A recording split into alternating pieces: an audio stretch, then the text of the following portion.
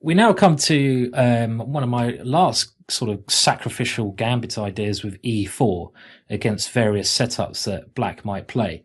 Now, so far in the series, I suppose we started with the King's Gambit, and maybe in the future we'll have a deeper look at the King's Gambit, but there's 5 videos on chess.com for you to give you a taste of the King's Gambit. So that's a line you can play against e4, e5, obviously. We also had a look at a way to play against the Caro-Kann defense, the hillbilly opening with bishop to c4. So that's also going to be in the archives. And then we looked at the Sicilian. So we're going through all these openings one by one. Another crazy idea, a3. And now we're coming to, I suppose it's fair to say, the other one of the big 4 openings. I'd say these are all the openings here are black's big 4 openings that he can play against e4. And that is the French defense with e6. Now, this is an opening I've played most of my life with black. I mean, only recently I've kind of given it up a little bit, but it's a very solid way for black to play. And often white finds it very hard to break this idea down. So you might be thinking at home, how on earth does white sacrifice a pawn and go for some crazy attack against the French defense? Well, I think it's worth pointing out this opening I'm going to show you now, which is really the wing gambit again. So it's the French wing gambit, and it's another idea which we play b4 very early in, is very similar in spirit to the delayed wing gambit against the Sicilian. So I'm trying to keep a theme with these videos, so you can, I don't want to confuse you too much, and it might be easier for you to memorize the ideas then. So in the Sicilian, I mean, which you can see in the archives, the idea after c5 was to go a3 and b4 in one of my previous videos. So this wing gambit. Now, the main idea in this opening I'm going to show after e6 is to play, first of all, knight to f3. So we do not play the standard d4 move. We first go knight to f3. And now every French defense player here will go d5. And here we push on with e5. And again, nearly every French defense player will play c5 here. I can promise you that. Against b6, now we can play the move d4. And this is like an advanced French, but black has wasted a move playing b6, which he doesn't really necessarily want to play. It's kind of a waste of time in this position. I mean, it just doesn't make much sense. Okay, bishop a6 is always an idea, but white has a nice space advantage here. So trust me, every French defense player here will want to play c5. And what on earth is this wing gambit idea I'm talking about? Well, it is the move b4 now. Wow, what is this move, you might be thinking? Well, the basic point of this move is that if black accepts this pawn, I'm now suggesting we go d4. And my idea, I'm going to tell you about the idea of this first, and then we're going to look at some games, is to go a3. When black takes on a3, I want to go c3. And I do sacrifice a pawn in this way, but I get this very strong central formation of e5, d4, and c3. And it's very hard for black to ever break this pawn formation down. Now, if you know anything about the French defense, you might be thinking, what's the difference between this and the advanced French? Well, I think it's important for this video for me to tell you the difference. First of all, let's just see a couple more moves. So let's see my idea in action. For example, knight to e7, a3, knight to c6. I mean, there's two things that can happen here. Black can either take the pawn, that doesn't matter, we get our same setup with c3, or black can allow you to take the pawn. So, for example, after knight c6, we take the pawn on b4. And after black captures it, we go c3. And then we get this setup here. And this is one of the key setups we're going for, where we have this strong pawn formation. And black can't attack it in a typical French defense way. In a normal French advance, black would have lots of pressure against the d4 pawn. And this would come from him having a pawn on c5. Let me just show you that. So let's go all the way back to the start. So a normal French defense would go along the lines of d4, d5. Now the advanced French, which is similar to the wing gambit, goes e5. But after c5, you go c3. Black goes knight to c6. You go knight to f3. So this looks quite similar to our line, but the major difference is black in these variations has lots of pressure against d4. Black's queen comes to b6. Black's knight often comes to f5. You have all this pressure against d4. And this is really annoying for white. In our variation, black doesn't have any of this pressure against the d4 pawn because we've gambited. We've forced our opponent to get sidetracked. So let's just go through the moves again by taking our b pawn. So after b4, we've sidetracked him by taking these pawns on the side of the board so we can gain a big center. Now, let me just show you the kind of ideas you want to be using in your games in action now. So this is the basic point, is to first of all go d4. Now, the reason I play d4 in this position rather than a3, and a3 is very similar in spirit, is if I go a3 straight away, black may play d4 himself. And I don't want to allow this. I'd rather not allow this move. So instead, I want to play d4 immediately and stop this idea. And black has a number of ways to play, but okay, this is where we have to talk about our setup. The main ideas from white is a3, and if given a chance, we will take on b4 and go c3, gaining our pawn center. After a3, if black takes on a3, we will go c3 and gain our pawn center. We'll see this in motion in action. So first of all, we gain our pawn center, c3, d4, e5. Then once we have that, our typical idea, attacking idea, is bishop d3, castles kingside, and often knight to g5. Okay, let's see this. Okay, so there was a game here between two quite strong players, which continue knight to e7. a3, this is our key idea, trying to force a black pawn away so we can go c3, controlling the center of the board. Knight to c6, and now black hasn't taken on a3, so what do? We capture on b4, black takes with check, but now we gain our pawn center. So even though we're pawn down, we have this very good base for attack. So compensation-wise, I mean, black's pieces are cramped. The bishop on c8, very bad piece. Our bishop has a lovely square on d3, and this is the key square for this bishop. We also have the open a file. Maybe we can attack along here at some point. But bishop d3 was played. Black now castled, and white came up with a brilliant attacking idea in the game in hand. This is a game between Thomas and Stanislav, which, again, I suggest that you look at all the notes to my videos here, which include a lot more games and, you know, some in-depth notes on various ways white should play. I say in-depth, there's a bit of annotation, but it's more just games which might interest you. And now here, white played a great idea. It's all based around attacking h7, h4. Really lovely idea. And the point is, again, knight g5 is now coming with attack against h7. Black played f6. White simply took on f6. And after bishop takes f6, the typical great Greek gift now worked. Bishop takes h7 check. And I'm sure a lot of you watching this video has seen this idea in action before. It's called the Greek gift, and it's an idea that we see time and time again in various chess openings. The point is, after king takes this pawn, we see why white played h5, knight g5 check. And after bishop takes, the h file is now opened. And after king g8, the queen comes in to h5, and black is pretty much losing here. Knight e7 was played.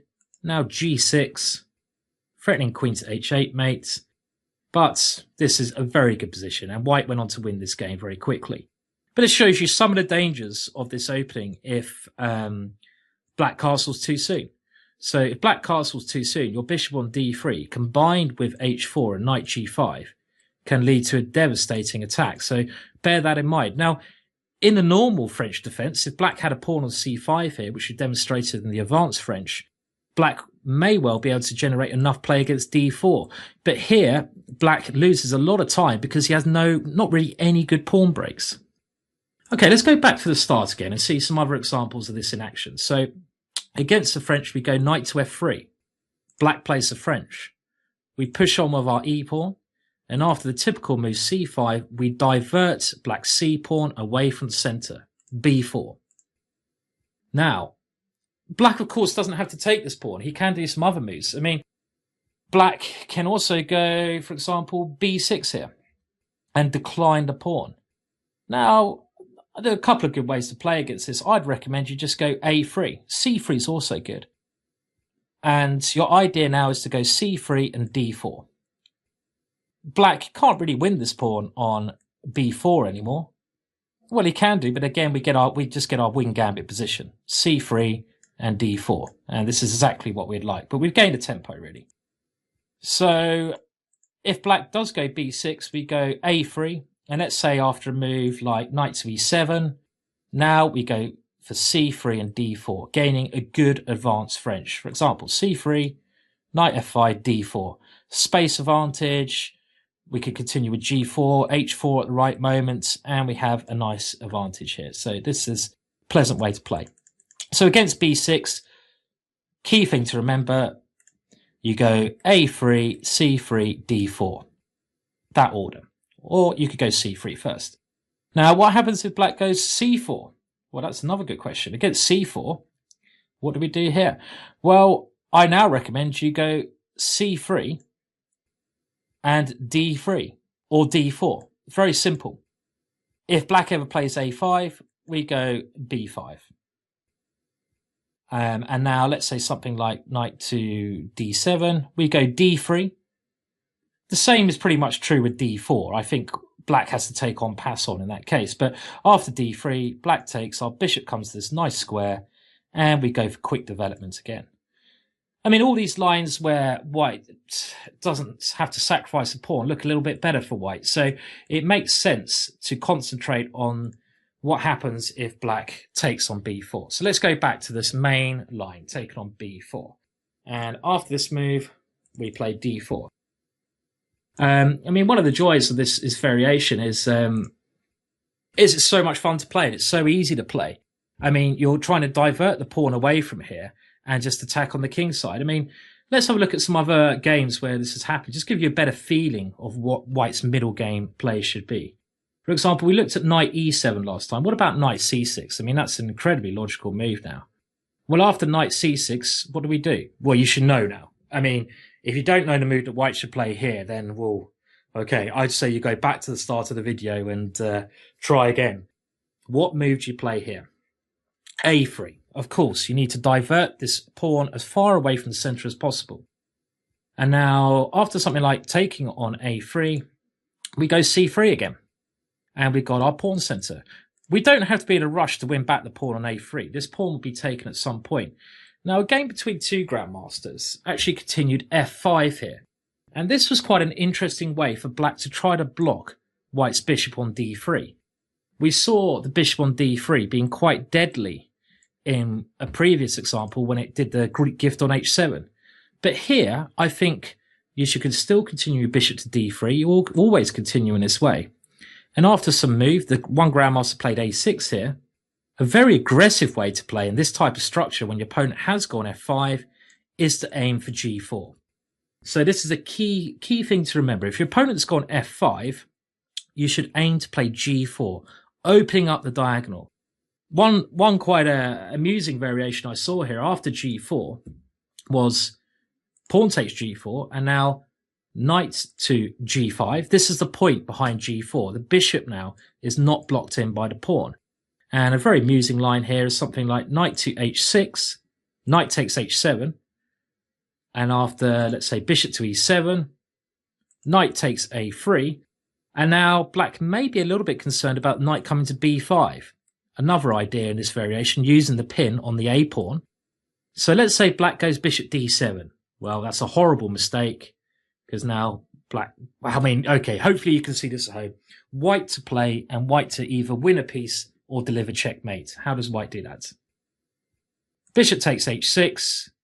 And now, well, black probably should not take the bishop back, but if black does take the bishop, this very peculiar checkmate, bishop to g6 checkmate.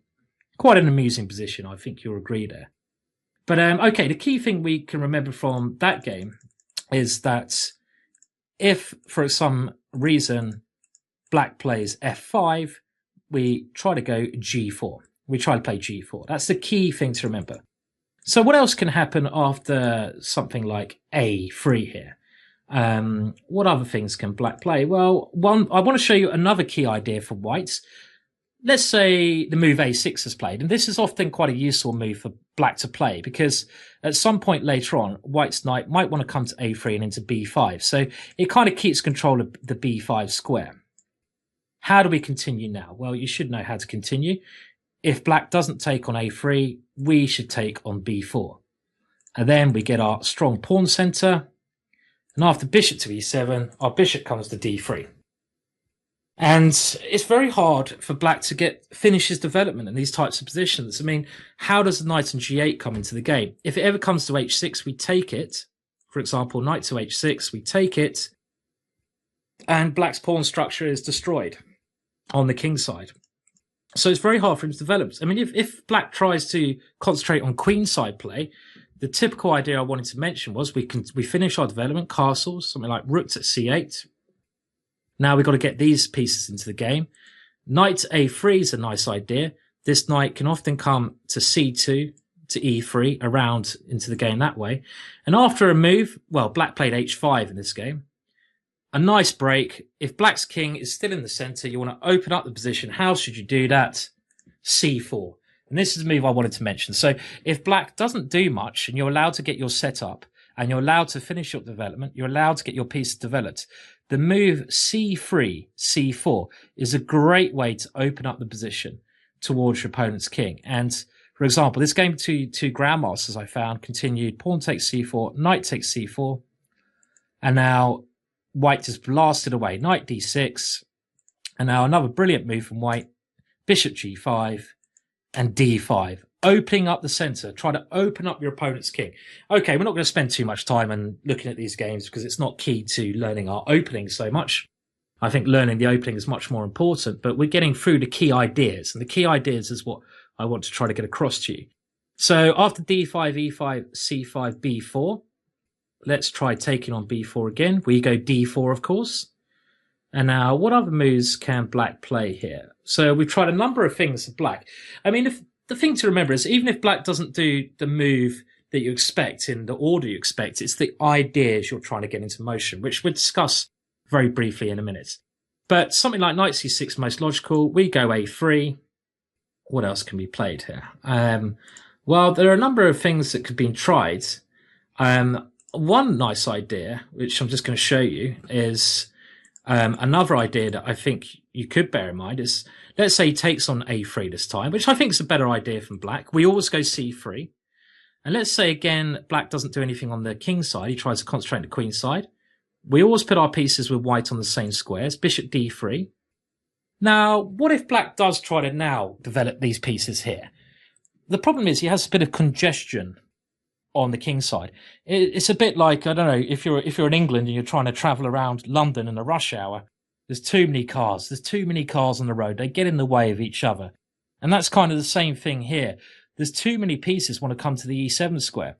Black's bishop wants to come here, but so does the knight. What happens if the knight, for example, comes to this square? So what happens if knight on g7 is played? Well, here we can start one of the ideas I mentioned first of all in the video, and that is knight g5. And this is often an attacking idea you should try to bear in mind, especially if black's knight comes to e7. Other ideas to bear in mind in this variation is stuff like knight takes a3 and knight to b5.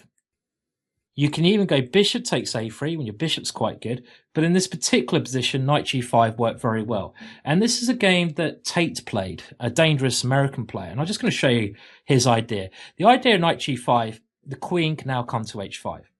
For example, knight g6, queen to h5 was played by Tate.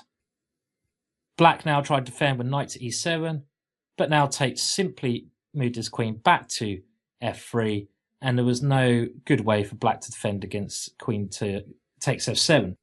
He played knight to f5, but now Tate simply took that and took the pawn on d5 with a very promising position. Now, I'm not going to really go into too much more than that because I've given you the basics of this opening. That's really all I want to try to explain to you at the moment. There are more games involved in the PGN if you want to pick them up. But the key thing to remember with this wing gambit, you're trying to force black's c-pawn all the way over to the a-file, because then when you gain the center, your pawn on d4 cannot be attacked. So you have a very strong central base for an attack. this central pawn formation, and here you want to continue bishop d3, castles, knight g5 sometimes, knight takes a3 sometimes. If black does not try to castle his king, you can even go c4, lots of attacking ideas. So that concludes this video and this wing gambits that I've gone here. So I've given you lots of interesting ideas you can try to play with e4. And really, I mean, these ideas are fun. They are interesting. I've played them a lot myself. And why do we play chess? Well, I think we play chess to win. We also play chess to have fun. And I know if you play these ideas and you give them a go, you're going to have fun. And surely that's what it's all about, to try to make chess fun with some interesting ideas. So I hope you enjoyed these videos. Please leave your comments and I will try to look at them. Can't always get back to all your comments, but there's plenty more videos in this series. If you search my name, you'll see my series, my sort of spicy series on Gambit ideas with 1e4. Thanks for now. Hopefully I'll be doing more videos in the future.